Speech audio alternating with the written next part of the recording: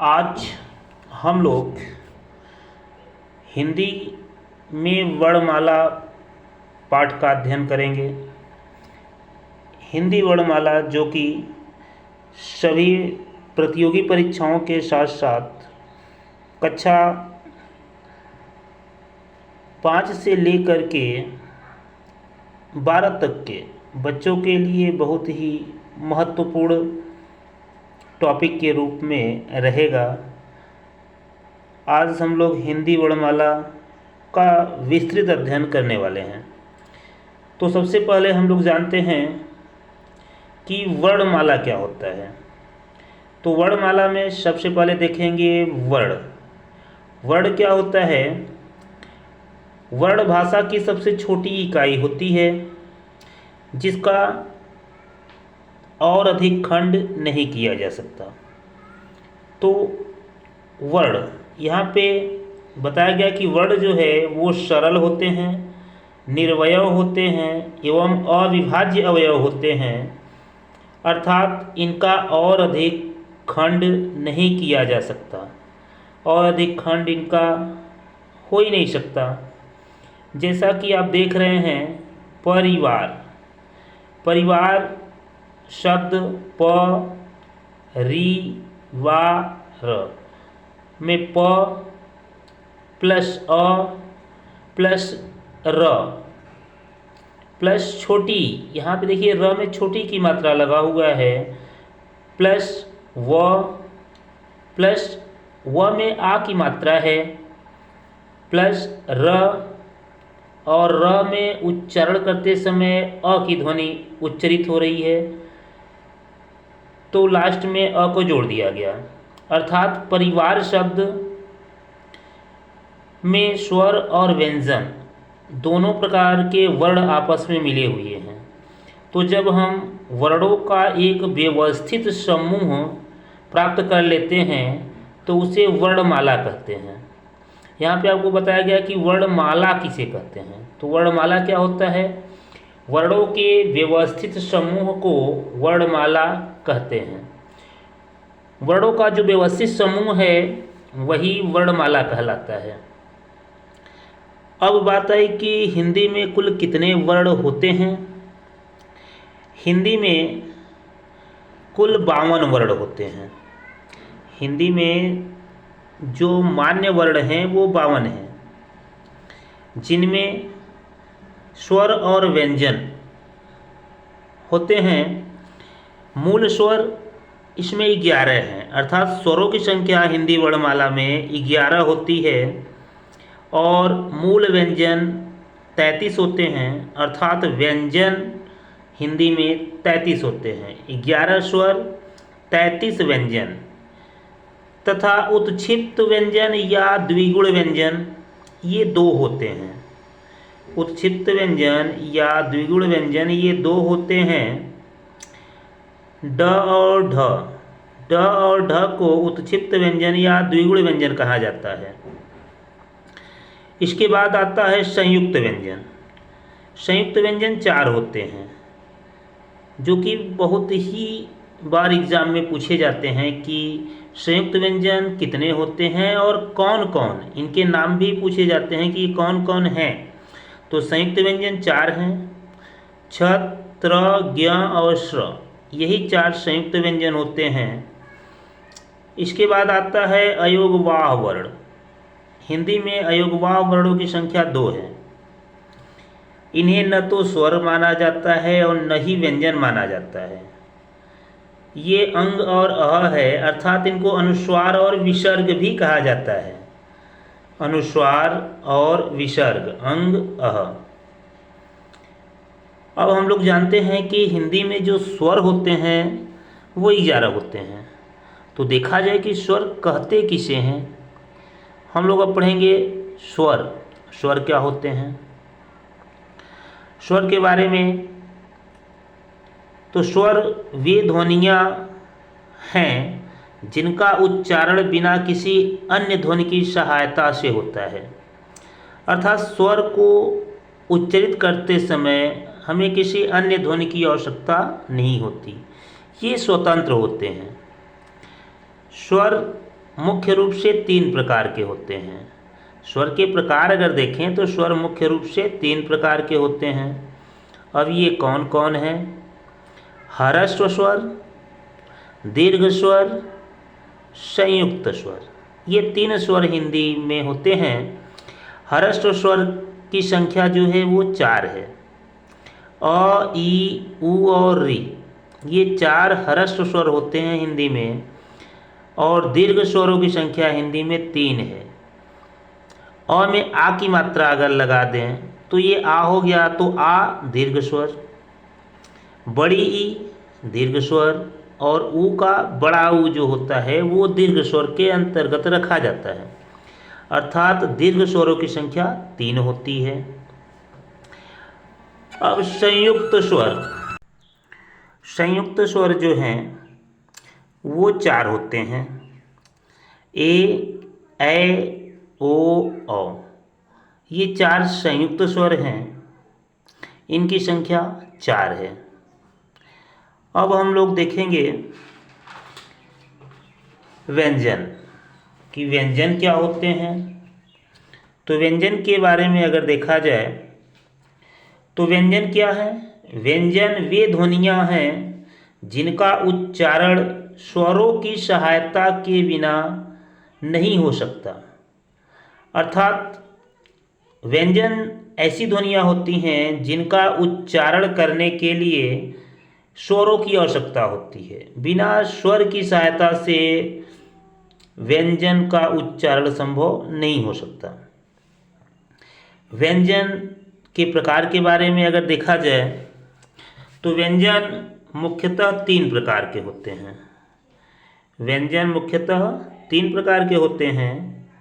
स्पर्श या वर्गीय व्यंजन, स्पर्श व्यंजन को ही वर्गीय व्यंजन कहा जाता है। इनकी संख्या 25 होती है। ये क वर्ग से लेकर के प वर्ग तक होते हैं। क वर्ग से प वर्ग तक। इसके अलावा अंतस्थ व्यंजन, इनकी संख्या 4 होती है। य, व, र और ल, ये अंतस्थ व्यंजन हैं। तीसरा होता है ऊष्म व्यंजन। ऊष्म व्यंजन की संख्या भी 4 होती है। यह श, ख, श और ह, अर्थात तीनों प्रकार के श, तालव्य श, मूर्धन्य श और दंती श, इनको हम इन तीनों नामों से भी जानते हैं।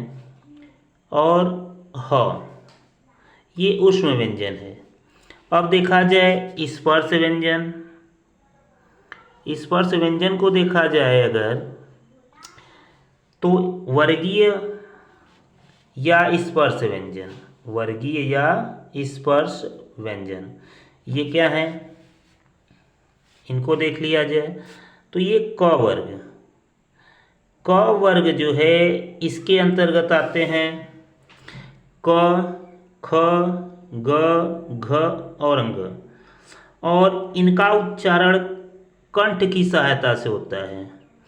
अर्थात जब हम लोग क वर्ग का उच्चारण करेंगे तो ये हमारे कंठ द्वारा उच्चरित होंगे। जैसे क को अगर हम लोग बोल रहे हैं तो अ, अंतिम में अ उच्चरित हो रहा है और ये कंठ द्वारा आवाज़ बाहर निकल रही है। इसी प्रकार ख, ग, घ और अंग, अंग को नासिक के वर्ण भी कहा जाता है। अब च वर्ग की बात करें तो च वर्ग जो है वो तालव्य द्वारा बोला जाता है। तालव्य में च, च को जब हम लोग बोल रहे हैं तो यहाँ पर हम महसूस करेंगे कि च को बोलते समय हमारी जिह्वा जो है ऊपर जाके हमारे तालु से स्पर्श कर रही है। तो जब भी हमारी जिह्वा ऊपर जाके तालु से स्पर्श करेगी तो वह तालव्य वर्ण के अंतर्गत आएंगे। इसी प्रकार छ, छ को जब हम लोग बोल रहे हैं तो भी हमारी जिह्वा ऊपर के तालु को स्पर्श कर रही है। आप लोग भी बोलिए और महसूस करिए। ज, झ, इया, ये सभी तालव्य वर्ण हैं। अगले वर्ग में आए तो ये ट वर्ग। ट वर्ग का जो उच्चारण स्थान है वह मूर्धन्य है। तो अगर हम ट ट को उच्चारित करते हैं तो उच्चारण करते समय हम देखते हैं कि ट का उच्चारण करते समय हमारी जिह्वा मुड़ जा रही है। तो अगर मुड़ जाएगी तो मूर्धन्य वर्ण कहे जाएंगे। जिस भी वर्ण को उच्चारित करते समय हमारी जिह्वा मुड़ जाएगी तो ऐसे वर्ण मूर्धन्य वर्ण के अंतर्गत आएंगे। जैसे ठ, ड, ढ, अड़, ये सभी वर्ण मूर्धन्य वर्ण कहे जाएंगे। अगला त वर्ग। त वर्ग का उच्चारण स्थान दंत होता है, अर्थात ये दांत को कहीं न कहीं हमारी जिह्वा स्पर्श करेगी तभी बोले जाएंगे। त वर्ग। त वर्ग के अंतर्गत त, थ, द, ध, न। यहाँ पे त को जब हम लोग उच्चारित कर रहे हैं तो हमारी जिह्वा दांत से ऊपर की ओर सट जा रही है।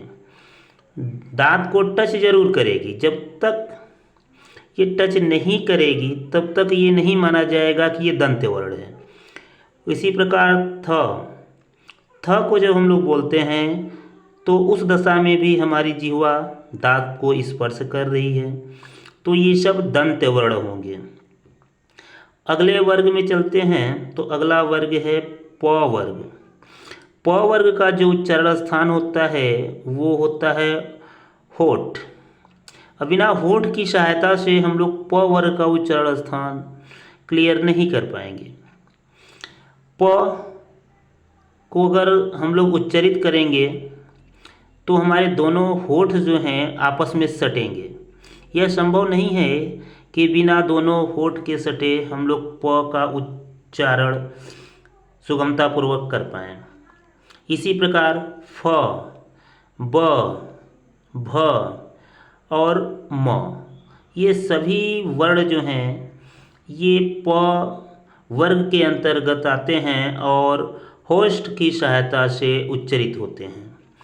तो यहाँ पे हम लोगों ने देखा कि क वर्ग कंठ की सहायता से बोले जाते हैं, च वर्ग तालव्य की सहायता से, ट वर्ग मूर्धन्य की सहायता से, त वर्ग दंत की सहायता से और प वर्ग होस्ट की सहायता से बोले जाते हैं। तो प्रश्न आपका ऐसे भी बन सकता है कि ट का उच्चारण स्थान बताइए। तो जब ट का उच्चारण स्थान पूछेगा तो आप बताएंगे मूर्धन्य। त का उच्चारण स्थान पूछेगा तो दंत से उच्चारित होता है। इसी प्रकार से कोई भी प्रश्न एग्जाम में बन सकता है। अब आगे हम लोग देखेंगे संयुक्त व्यंजन। अब संयुक्त व्यंजन क्या होते हैं इसके बारे में जाना जाए। संयुक्त व्यंजन के बारे में बताया गया कि संयुक्त व्यंजन 4 होते हैं। हिंदी में जो संयुक्त व्यंजनों की संख्या है वो 4 है, छ, त्र, ज्ञ और स्र। अब ये चारों संयुक्त व्यंजन जो हैं किससे किससे मिलकर बने हैं, आखिर इनका नाम संयुक्त व्यंजन क्यों पड़ा, ये किसी से मिलके बने होंगे। तो जी हाँ, संयुक्त व्यंजन में छ जो है वो क और श, खटकोड़ वाला श, इससे मिलके बनता है छ। त्र जो है वो त और र से मिलके बना है त्र। ज्ञ, ज्ञ जो है वो ज और इया से मिलके बनता है स्र। शलजम वाला श जिसको हम लोग कहते हैं तालव्य श और र से मिलके बना है स्र। संयुक्त व्यंजन से बहुत से प्रश्न एग्जाम में पूछे जाते हैं, तो इनको आप लोग बड़े ही ध्यान से पढ़ लेंगे और समझ लेंगे कि किसके किसके योग से कौन सा व्यंजन बना हुआ है। जैसे क और श के योग से छ बना हुआ है, तो ये आपको पता होना चाहिए। अब इस पे आधारित कुछ प्रश्नों को पहले देख लिया जाए, उसके बाद आगे बढ़ा जाए। तो देखते हैं कुछ प्रश्न को हम लोग। अब यहाँ पे नोट करके कुछ यहाँ पे आपको प्रश्न हम दिखाएंगे, उसको देखिए। तो देखते हैं, चलिए देखा जाए। पहला प्रश्न यहाँ पे ये है कि संस्कृत में दीर्घ स्वरों की संख्या जो है वो 4 है। दीर्घ स्वर जो है संस्कृत में 4 होते हैं, और हिंदी में आपने पढ़ा कि हिंदी में जो दीर्घ स्वर होते हैं वो 3 होते हैं। संस्कृत में री का भी दीर्घ होता है, जबकि हिंदी में री का दीर्घ स्वर नहीं होता। तो जो संस्कृत में दीर्घ स्वरों की संख्या कितनी होती है, अगर प्रश्न आया तो हम लिखेंगे 4। परंतु अगर हिंदी में प्रश्न आएगा तो उसमें हम लिखेंगे हिंदी में दीर्घ स्वरों की संख्या 3 होती है, न कि 4। री संस्कृत में बढ़ जाता है। अब अभी आगे हम लोग अघोष वर्णों के बारे में जानेंगे। तो यहाँ पर उससे संबंधित प्रश्न है कि अघोष वर्णों के उच्चारण में केवल श्वास का प्रयोग किया जाता है। जो अघोष वर्ण हैं उनके उच्चारण में किसका प्रयोग किया जाता है? तो उनके उच्चारण में सिर्फ श्वास का प्रयोग किया जाता है। भाषा की सबसे छोटी इकाई क्या कहलाती है? ध्वनि। भाषा की सबसे छोटी इकाई को ध्वनि कहते हैं, और ध्वनि ही वर्ण है। ध्वनि ही वर्ण है, और भाषा की सबसे छोटी इकाई को वर्ण कहा जाता है। आगे देखेंगे ई। यहाँ पर आगे आपको अग्रस्वर, मध्य स्वर, पश्च स्वर और अग्रस्वर के बारे में भी ज्ञात होगा कि ये अग्रस्वर क्या होते हैं, मध्य स्वर क्या होते हैं और पश्च स्वर क्या होते हैं। तो देखा जाए अग्रस्वर क्या होते हैं। तो अग्रस्वर यहाँ पे आपको बताया गया ई, छोटी ई जो है, छोटी ई को आपको बताया गया कि यह अग्रस्वर होता है। तो अग्रस्वर छोटी ई, बड़ी ई, ए और ए सभी अग्रस्वर होते हैं। छोटी ई, इसके साथ बड़ी ई और छोटा ए, बड़ा ए, ये चारों अग्रस्वर होते हैं। यहाँ पे हम मेंशन कर दे रहे हैं कि छोटी ई, बड़ी ई, ए और ए, ये सभी अग्रस्वर होते हैं। इन सभी को अग्रस्वर माना गया है। ये सभी अग्रस्वर होते हैं। छोटी ई, बड़ी ई, छोटा ए, बड़ा ए, ये अग्रस्वर के अंतर्गत रखे जाते हैं। ये परीक्षा में पूछे जाने वाले प्रश्न हैं। इसके बाद मध्य स्वर से भी प्रश्न बनता है कि मध्य स्वर कौन है। तो अ मध्य स्वर कहा जाता है। अ को मध्य स्वर के अंतर्गत रखा जाता है। याद रखेंगे, अ एक ऐसा वर्ण है जो मध्य स्वर के अंतर्गत रखा जाता है। अब बात आई पश्च स्वर की, कि पश्च स्वर कौन कौन है। तो आ जो है वो पश्च स्वर होता है। आ पश्च स्वर के अंतर्गत रखा जाता है। इसके अलावा अन्य वर्ण हैं जो पश्च स्वर में रखे जाते हैं, जैसे आ, छोटा ऊ, बड़ा ऊ, ओ, औ। नीचे हम मेंशन कर दे रहे हैं आ, इसके अलावा छोटा ऊ, बड़ा ऊ, ओ और औ। ये सभी स्वर जो हैं पश्च स्वर कहलाते हैं। पश्च स्वर, तो ये सभी पश्च स्वर के अंतर्गत रखे जाते हैं। अब आगे बढ़ते हैं।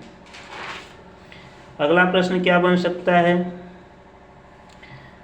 अगला प्रश्न आपका बन सकता है, स्पर्श संघर्षीय ध्वनियाँ कौन कौन है। जैसा कि यहाँ पे आपको दिख रहा होगा स्पर्श संघर्षीय ध्वनियाँ। तो स्पर्श संघर्षीय ध्वनियाँ कौन कौन होती हैं? च, छ, ज और झ। ये 4 वर्ण जो हैं वह स्पर्श संघर्षीय ध्वनियाँ हैं। इनको याद रखेंगे, च, छ, ज और झ। इसके बारे में आपको बताया गया कि अयोगवाह वर्ण में अनुस्वार और विसर्ग आते हैं। जो अयोगवाह वर्ण हैं उसी के अंतर्गत अनुस्वार और विसर्ग। ये जो निशान आपको दिख रहा है ये अनुस्वार का है और ये जो निशान दिख रहा है ये विसर्ग का है। अब आइए चलते हैं अगले महत्वपूर्ण टॉपिक पे, जिससे कि बहुत से प्रश्न एग्ज़ाम में पूछे जाते हैं, अल्प प्राण और महाप्राण, जिसमें कि सभी बच्चे काफ़ी कंफ्यूज रहते हैं। तो अब आप कंफ्यूजन में नहीं रहेंगे, बिल्कुल आपका कंफ्यूजन दूर हो जाएगा। तो चलिए जाना जाए अल्प प्राण और महाप्राण के बारे में। देखा जाए अल्प प्राण और महाप्राण। देखिए अल्प प्राण क्या होता है। अल्प प्राण प्रत्येक वर्ग का प्रथम अक्षर, तृतीय अक्षर और पंचम अक्षर अर्थात पहला, तीसरा और पांचवा वर्ण जो है वो अल्प प्राण वर्ण कहलाता है। प्रत्येक वर्ग का, जैसे आपको हम दिखाना चाहेंगे कि क वर्ग, जैसे हम लोग देखते हैं क वर्ग में आता है क, ख, ग, घ और अंग। क वर्ग में ये 5 वर्ण आते हैं।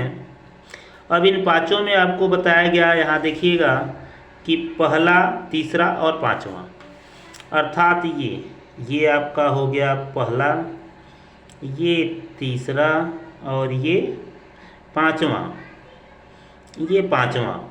तो पहला, तीसरा और पांचवा जो वर्ण होता है ये होता है अल्प प्राण। हमेशा याद रखेंगे कि पहला, तीसरा और पांचवा वर्ण जो होता है वह हम लोगों का होता है अल्प प्राण वर्ण। अल्प प्राण वर्ण के बारे में यह भी कहा गया कि इन वर्णों का उच्चारण जो है वह श्वास जो है बहुत ही अल्प मात्रा में बाहर निकलने से होता है। जब इनका हम उच्चारण करेंगे क, तो इनमें श्वास बहुत अल्प मात्रा में बाहर निकलेगी। ख, इनका भी उच्चारण करते समय श्वास बहुत अल्प मात्रा में बाहर निकलती है।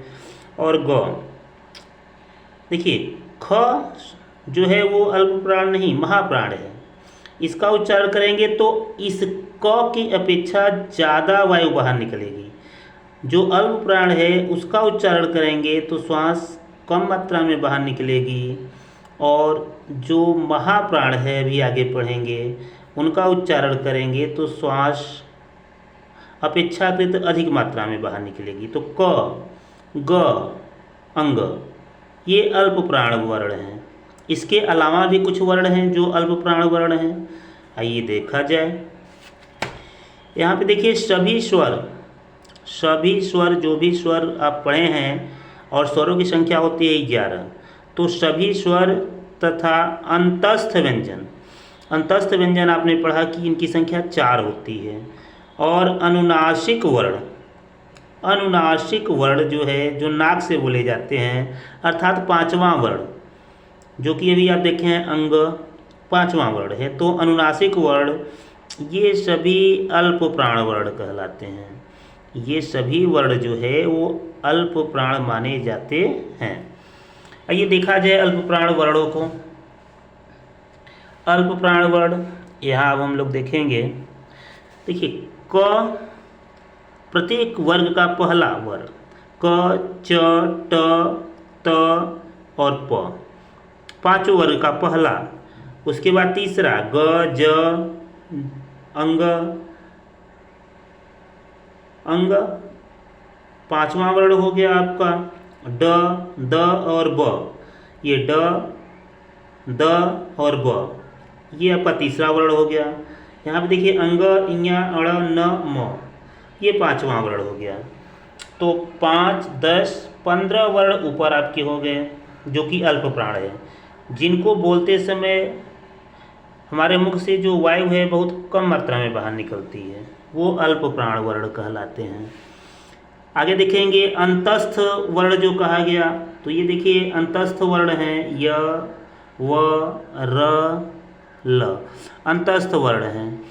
इनका उच्चारण करते समय भी मुख से वायु बहुत कम मात्रा में बाहर निकलती है, इसलिए ये अल्प प्राण वर्ण कहे जाते हैं। आगे सभी स्वर जिनकी संख्या 11 होती है, अ, आ, ई, उ, ऋ, ऋषि, ए, ऐ, ओ और औ, इनकी संख्या 11 होती है। हिंदी में आपको बताया गया कि स्वर 11 होते हैं।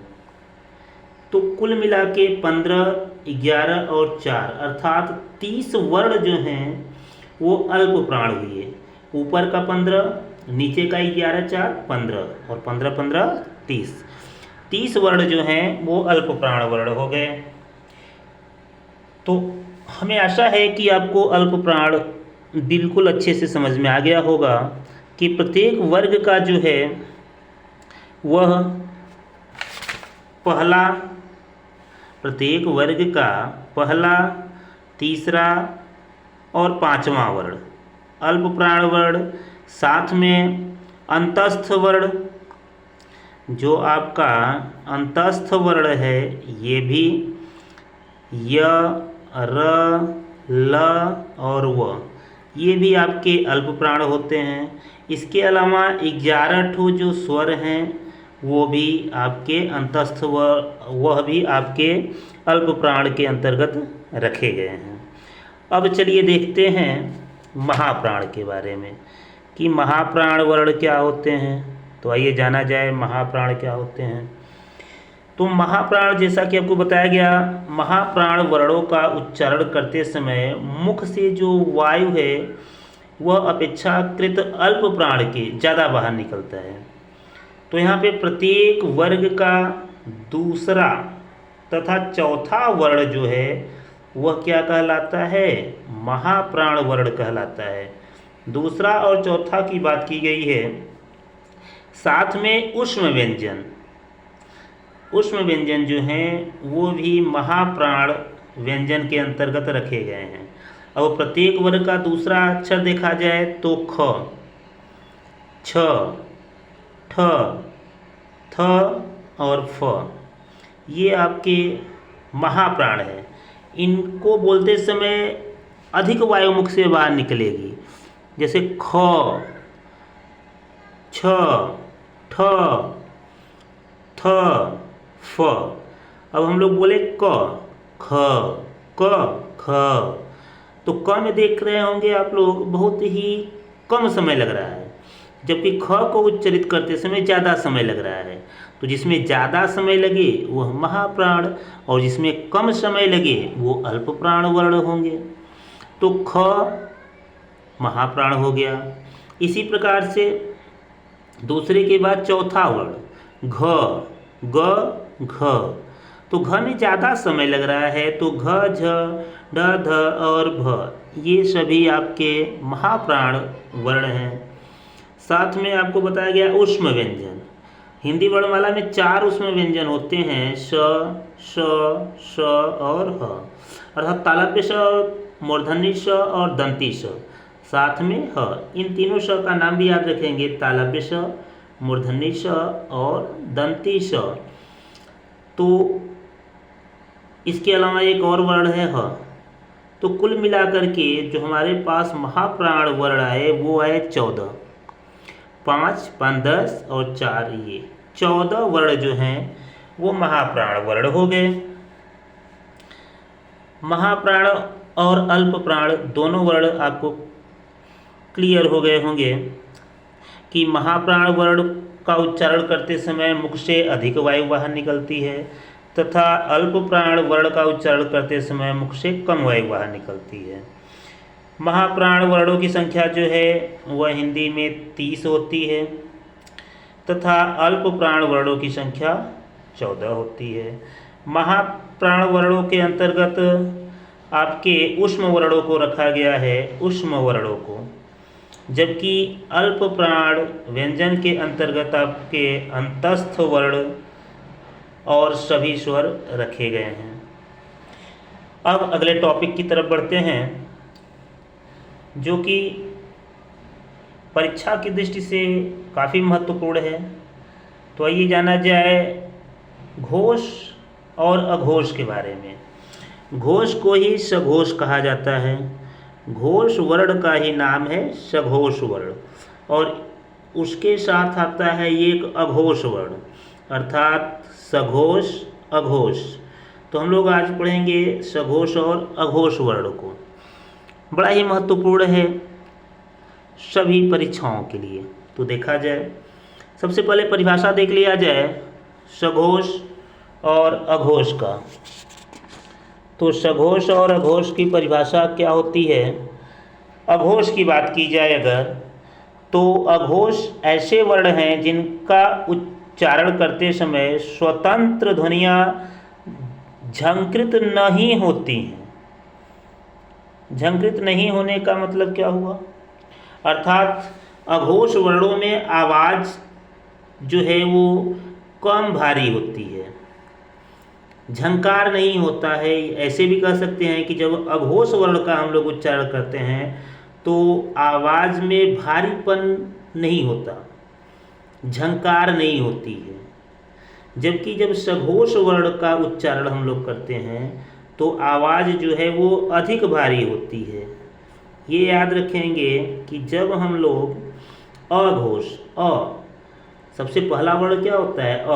तो अघोष वर्णों का जब उच्चारण करते हैं तो इसमें जो है वो हमारी आवाज़ जो है वो भारी नहीं होती है, अर्थात कम भारी होती है, यह कह सकते हैं।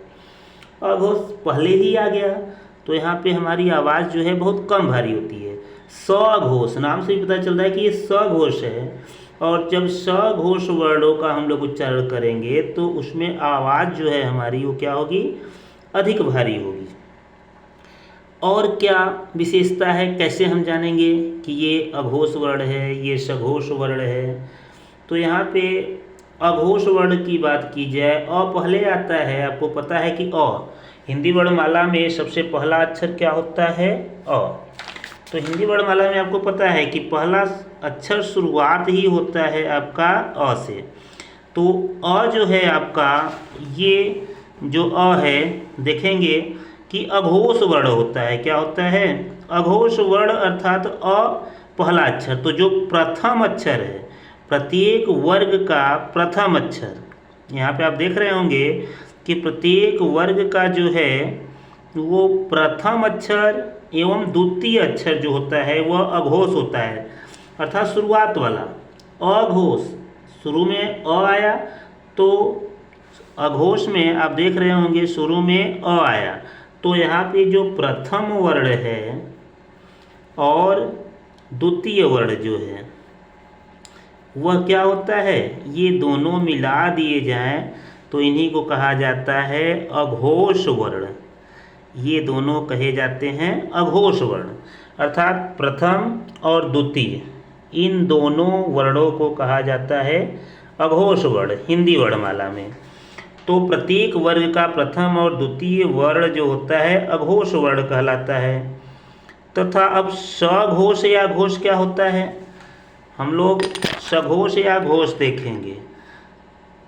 सघोष, इसको सघोष या घोष भी कहा जाता है, सघोष या घोष के नाम से जाना जाता है। तो ये सघोष और घोष क्या होता है? सघोष और घोष। तो यहाँ पे आप देखेंगे कि प्रत्येक वर्ग का तीसरा, चौथा और पांचवा अक्षर जो होता है वो सघोष होता है। तीसरा, चौथा, पांचवा। भाई प्रत्येक वर्ग में 5 वर्ण होते हैं। क वर्ग की बात की जाए तो इसमें क, ख, ग, घ और अंग, ये 5 वर्ण आएंगे। अब इन 5 वर्णों में जो पहला और दूसरा वर्ण होगा, ये तो आपको बताया गया कि ये क्या होगा, यह आपका अघोष होगा। पहला अक्षर है तो इसी से ट्रिक बना के आप पकड़ेंगे तो आपका जो पहला और दूसरा होगा प्रत्येक वर्ग का, वो क्या होगा, अघोष होगा। इसके अलावा अब आगे के जो 3 बचे, ये तीनों आपके सघोष हो जाएंगे। आगे के तीनों वर्ण जो हैं वो क्या हो जाएंगे, सघोष वर्ण हो जाएंगे।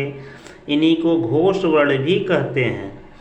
परंतु यहाँ पे ये याद रखेंगे कि अघोष और सघोष तो ठीक है कि पहला और दूसरा आपका अघोष वर्ण होता है, तीसरा, चौथा और पांचवा प्रत्येक वर्ग का यह आपका सघोष वर्ण होता है। परंतु इसमें अल्प प्राण और महाप्राण भी हैं। तो आप जब देखेंगे क, ख, ग, घ और अंग, तो पहला, तीसरा और पांचवा पीछे भी आप पढ़े हैं, तो ये तीनों जो है वो अल्प प्राण होते हैं। ये अल्प प्राण होते हैं, महाप्राण नहीं होते हैं, ये अल्प प्राण होते हैं। और जो आपका दूसरा और चौथा वर्ण होता है, ये दूसरा और चौथा, तो दूसरा और चौथा जो है वह आपका महाप्राण वर्ण होता है। तो इसको भी याद रखेंगे कि दूसरा, चौथा महाप्राण, पहला, तीसरा और पांचवा अल्प प्राण, क्योंकि इनका उच्चारण करते समय मुख से कम वायु बाहर निकलती है। क, ग, अंग ये जल्दी उच्चरित होते हैं। तो आप देख रहे होंगे कि क अघोष भी है और अल्प प्राण भी है, अघोष और अल्प प्राण दोनों है। तो ऐसे भी प्रश्न एग्जाम में पूछे जाते हैं कि ऐसे वर्ण का नाम बताइए जो अघोष भी हो, अल्प प्राण भी हो। तो क, इसी प्रकार अन्य वर्णों को हम लोग निकाल लेंगे कि जो अल्प प्राण भी हैं और अघोष भी हैं या सघोष भी हैं। आगे चलिए देखते हैं। अब यहाँ पे आप देखेंगे कि क, ख, च, छ, थोड़ा बड़ा करके आपको दिखाते हैं ये। अब देखिए ये जो आपके क, ख, च, छ, ट, ठ, त, थ, प, फ, श, ख, श, ये इतने वर्ण जो हैं आपके, ये आपके अघोष वर्ण हैं जिनकी संख्या है 13, जिनकी संख्या 13 है। यहाँ पर आपने देखा कि जो अघोष वर्ण हैं उनकी संख्या 13 है। अघोष वर्णों की संख्या 13, क्योंकि अघोष वर्ण में तीनों श का भी प्रयोग किया गया है। तालव्य स, मूर्धन्य स और दंती स। तालव्य स, मूर्धन्य स और दंती स, इनका भी प्रयोग किया गया है अघोष वर्णों में। अर्थात हम लोगों ने देखा कि जो प्रत्येक वर्ग का आपका पहला और दूसरा वर्ण तो था ही, साथ में स, ख, श, ये ऊष्म वर्ण 3 ठो ह को छोड़ करके सभी अघोष वर्ण के अंतर्गत रखे गए हैं। अब सघोष वर्ण की बात की जाए तो सघोष वर्ण में आप लोगों ने देखा कि प्रत्येक वर्ग का जो है वह तीसरा, चौथा और पांचवा वर्ण जो होता है वो सघोष वर्ण होता है। तो यहाँ पर तीसरा वर्ण देखेंगे तो ग, चौथा वर्ण घ और पांचवा वर्ण अंग।